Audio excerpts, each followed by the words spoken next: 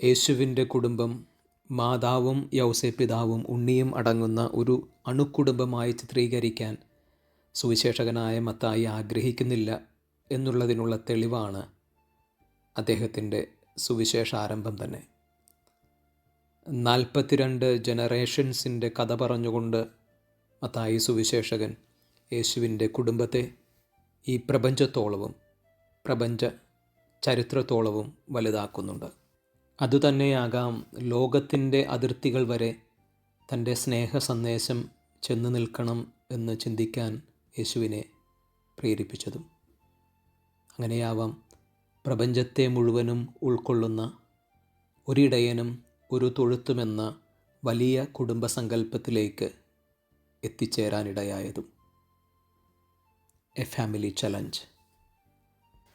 കുടുംബം ഒന്നു ചേർന്നുള്ള സുന്ദര നിമിഷങ്ങളുടെ ഒരു ചിത്രം നിങ്ങളുടെ സ്റ്റാറ്റസ് ആകട്ടെ.